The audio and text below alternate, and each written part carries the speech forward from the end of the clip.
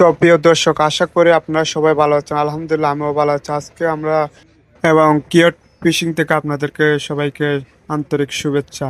তো আজকে আমাদের সকালবেলায় মাছ ধরার জন্য প্রস্তুতি নিচ্ছে শিকারি ভাই।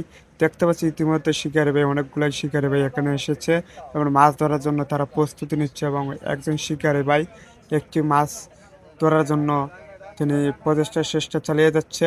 দেখতে পাচ্ছেন শিকারি ভাই ইতিমধ্যে একটি মাছের লাড়াছাড়া দেখাচ্ছে এবং তিনি বুঝতে পারছে মাছ মানে বড়শির দিকে টানছে। তিনি তাই বড়শি হাতে নিয়ে বসে আছে মাছ ধরার জন্য। তিনি আরেকজনকে বলছে, সহশিকারী তুমি প্রস্তুত থাকো, মাছ অবশ্যই একটি লেগেছে।